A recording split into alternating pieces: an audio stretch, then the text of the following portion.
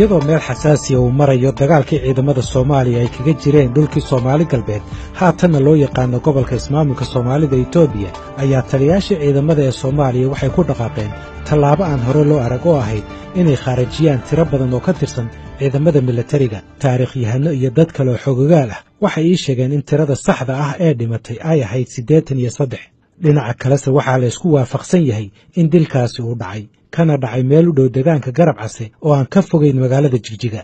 qaar ka mid ah saraakiisha xilligaasi joogtay iyo qoraalada laga sameeyayba waxay muujinayaan in dilkan uu dhacay horaantii bishii Maarso sanadkii 1978 General Maxamed Nuur Galaal waxa uu xilligaasi ka mid ahaa saraakiisha ciidanka Soomaalida ee hogaaminaya howlgallada waxa uu sheegay in dabayaaqadii bishii Janaayo laga soo bedelay furinta hore dagaalka laguna soo celiyay magaalada Muqdisho laakiin waxa uu haddana la socday dhacdadaasi iyo sida uu dhacday waxana uu ii sheegay in ciidamada la dili doono loo soo xulay qaab khiyaano ku jirto qaar baa ciidamada taliya oo frontigaas ciidamadii ku jiray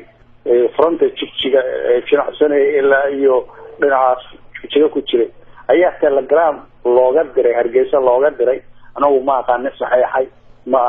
salxaan baa saxeexay taliya qayba ma sawantar baa saxeexay oo ah wasiirkii gaashaandhigga ma geel saxeexay oo ah dandiyi ciidamada saddexdooda meeshay joogeen telegram saasa loo diray ayaa la diray oo la leeyahay ragga ugu geesisan oo ugu wadanaysan oo ugu maaragtay dishibliin ka fiican soo qora waa la dalacsiinayaa bes waa la soo qoray ayagu awal tirama hore ma ay cayimaan 83 bay noqdeen wixii taliyayaashii ay soo qoreen yani oo saraakiil xigeen oo saraakiil ku jiray dhinac baa lagala maraacay mishiga lagala raacay banaan cad meeray u cararaana male finish halkaas 83 ba lagu dilay dalacaadi sidaas ay noqotay sababtu maxay ahayd sababta ayaga og laakiin waxaan maaragtay aan dareensanahay sagadaas inay Maxamed Siyaad ka socotay asaguna inuu maaragtay markii maaragtay dagaalkii soo cuslaado midowgii Sovieti waasoo baxay oo dhan ay meeshii soo qareysatay ayaa la iska dhaadhiciyay ciidankaas oo soo jaba hadduu soo noqdo maxay inuu iska dhaadhiciyay umaleynaya hadduu soo noqdo meesha waa ku inqilaabaya waa ku eriyay meesha laga qaadayo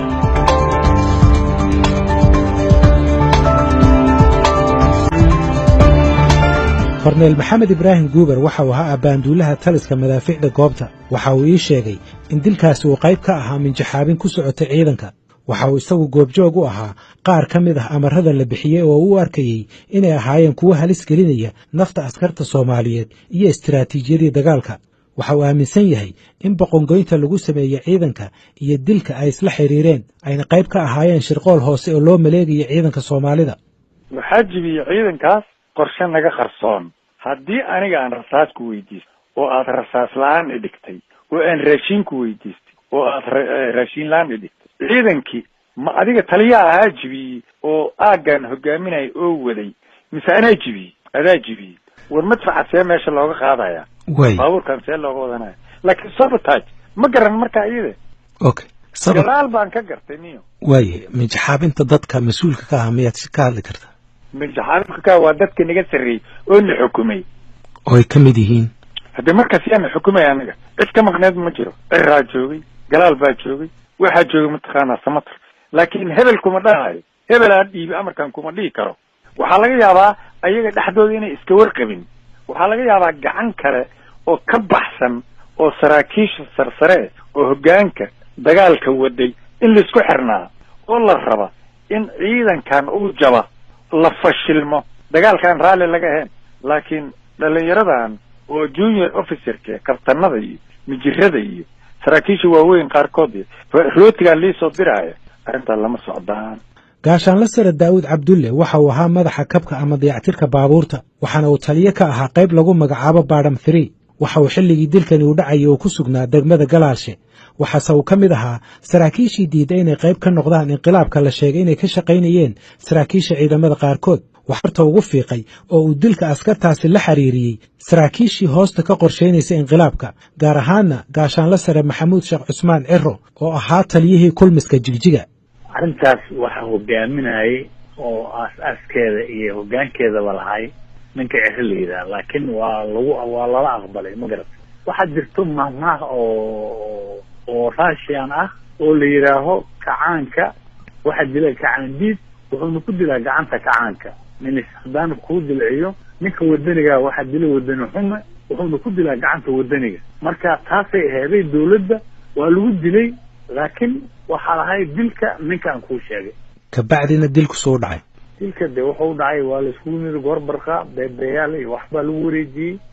waa la rigeeyey kala baxaa la yidhi hal tilaab horay gadaal waa kow laba oo kale kowna waa la dilay labana waa la dhaafay taas waxu dhacay dadka qaar ba askartaa sababta loo dilay inay tahay furintii ay ka soo baxeen waxay sheegaan in markii dilkaas u dhacay kabacdi askartii ay ku laabteen furinta intii noolaatay fikradaas ma qabin aniga xataa waxaan ka mid ahay dad toobasho lagu xukumay oo badbaaday laakiin oo nimankii catiiri shukri dhaare iyo magartay bayib iyo hargeysa lagu dili jiray ayaan la xukumay oo inqilaabka diiday marka aniga nafteedu dadkaas inqilaabka diiday oo ayaan ka mid ahay aniga iyo wax lamid ahna ka badbaadnay ma garatay marka jawi iska kacsan oo ahay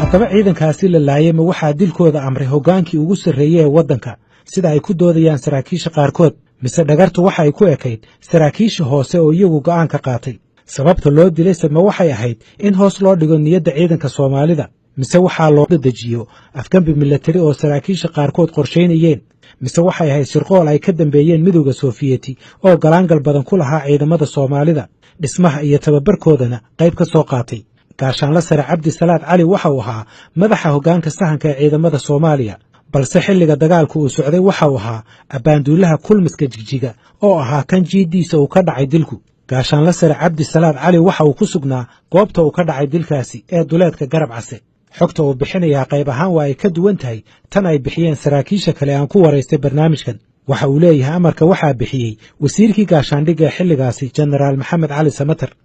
sida wuxuudaan waxay ahayd intaan ka hooseysto ilaahayna hanagu toosiyo khaladana hanaga diyo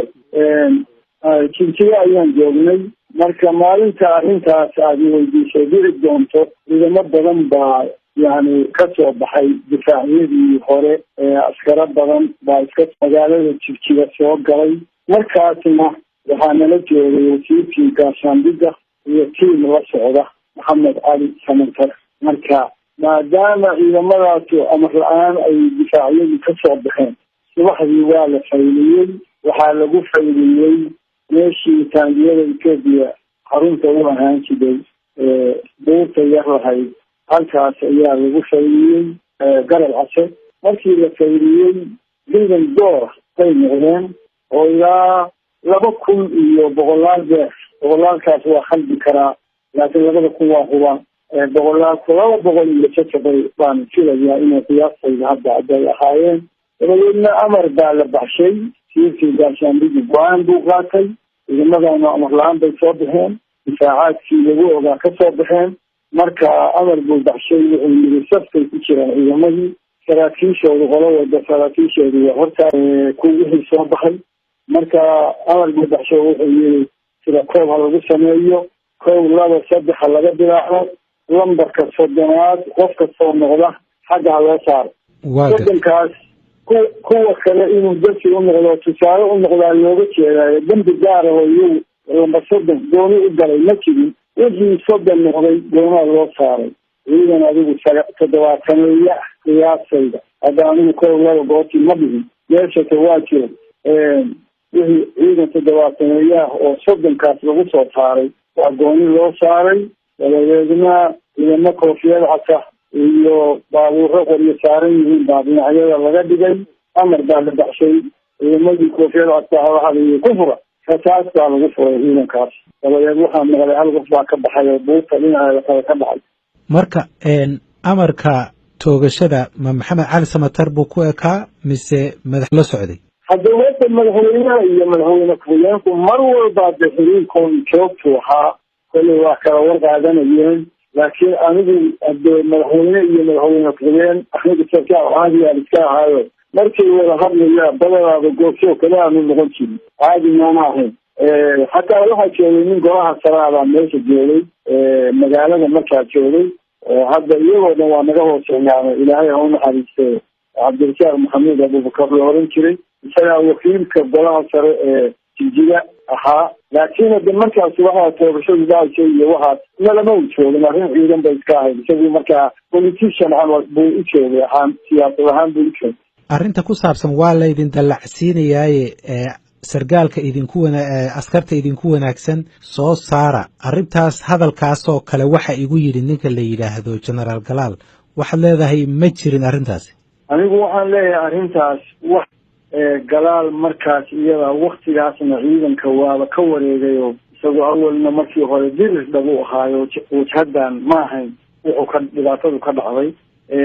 markii dambena oo hawshaanu dhacaysana xamar buuba jiray oo hawl waxaaba loo diyaarinayo wasiirka hawlaha guud inuu noqdo baaba loo diyaarinayo marka arrintaas wax ka jiraa ma jiraan aniga banduulihii furuntigaas markaa ahaa ninka iiga sarreeyeena ciru ahaa marka haddii amarkaasu jiro annaguna soo mari lahaa hadduu madaxda sare ka yimaado annagana nagama bixin amarkaasu furuntiga iyaga amarkaasu kama bixin namana soo marin gaashaanla sare cabdi salaad cali waxaa sidoo kale uu ii sheegay in gaashaanla sare maxamuud sheekh cusmaan ciro uusan doonaynin xilligaasi inuu ciidanku fashilmo aniga waxay ila tahay wixii iga qarsoon hadda waa iga qarsoon yihiin oo wixii aana ogeyn rabbi baa wax walba og anigu wax walba oge intaan u warhayo ninkaas inuu wax damacsanaa waa suuragal waana u badan tahay laakiin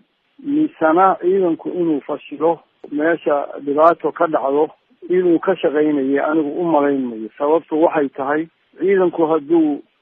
guuldaraysto guuldarrada koowaad isagaa yeelanaya mas-uuliyadeedana isagaa qaadaya isagaana madax ka ahaa isagaana maxkamad lagu saari lahaa si raggii kale oo la eedeeyey maxkamadda loo saaray oo loogu fuliyey toogasho taasoo kaluu mudan lahaa marka taa waxaan ka leeyahay anigu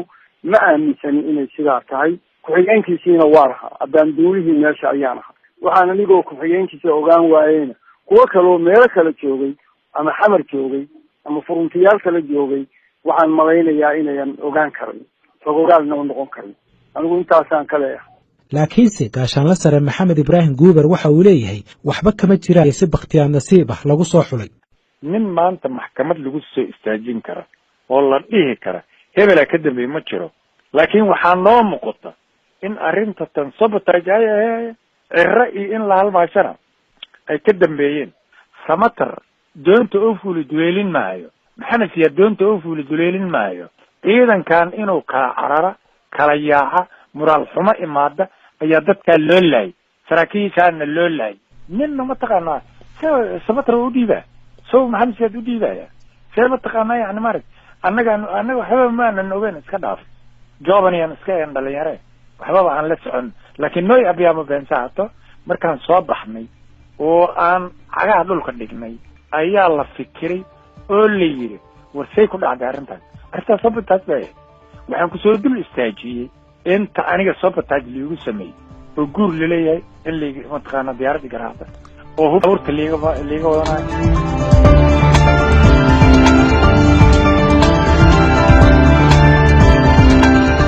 haddaba ma loo baahan yahay in saraakiisha dowladda soomaaliya ee xilligan joogtaa ama dowlad kale oo mustaqbalka dhalan doontaba ay mar uun aqoonsato dilkaasi loo geystay askarta soomaalida ah sida ka muuqata macluumaadka ay bixiyeen saraakiisha lagu waraystay barnaamijkani waxaa muuqata in askartaasi la laayay ugu yaraan ay ku jireen kuwo badan oo aan dembi lahayn waa haddii la raaco aragtida ku doodaysa in si bakhtiyaar nasiib ah loo soo xulay haddii la tixgeliyo aragtida taasi ka soo hor jeedana dhammaantood waxay ahaayeen dad aan gelin wax dembi ah haddaba ma tahay in dowladda soomaaliya ay eheladii dadkaasi raaligelin iyo magdhowba ka siiso askartii lagu laayay duleedka garab case gaashaanla sare guuber waxa uu leeyahay falkaasi waxa uu ahaa dembi waxaana isaga iyo gaashaanla sare daa'uud cabdullaahi isku raacsan yihiin in magdhow iyo raaligelinba laga bixiyo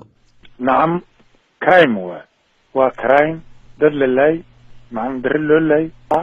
in lagu fushada dan lalahaa oo aan ayaga dembi gelin waayo ciidanka haddii la laayo shaki baa dhacaya waa la kala tegayaa saraakiil ciidamo dagaalamay oo bilada mataqaanaa yani maaragta qalin awataya ku jiri dadkaan la laayay waa saysan dembi weyn kaana daliilkeeda harun waxaa ku 40 casho kadib ciro waa la toogtay 9 abriil oo dhacay mataqaanaa maxaan ku yidhahdaa inqilaab ayaa la sameeyey isla markiiba waa duulay mataqaanaa ciidankii waqooyi oo qasan oo kala daadsan oo saraakiil la laayay oo askar la laayay oo aan lis aaminaynin oo nin walba mataqaanaa yani maaragta dastuuradiisa ay u xiran tahay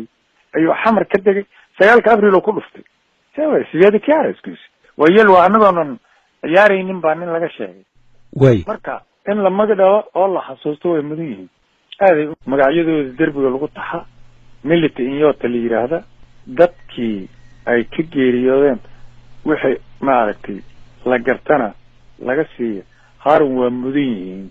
dilka askartaasi waxaa daba socotay khaarajin loo geystay qaar ka mid ahaa saraakiishii sare ee ciidanka Soomaalida waxaana ka mid ahaa saraakiisha la laayay Axmed Maxamed Canshuur oo ahaa taliye guuto Muuse Muumin Meydel oo ahaa taliyihii ciidamada madaafiicda goobta iyo taliyayaal kale oo ay ka mid ahaayeen Yaasiin Nuur Gurxan Maxamed Soomaali Cabdi Faarax Cali iyo Juuni 9 bishii Maarso 1978 madaxweynihii Soomaaliya Maxamed Siyaad Barre waxa uu ku dhawaaqay in dhammaan ciidamada dawladda Soomaaliya ay ka soo baxeen dhulkii Soomaali galbeed bil kadibna 9 bishii Abriil 1978 waxa afgambi dhicisoobay sameeyay saraakiil ay hogaaminayeen gaashaanle sare Maxamuud Sheekh Cusmaan Ciro iyo gaashaanle sare Cabdullaahi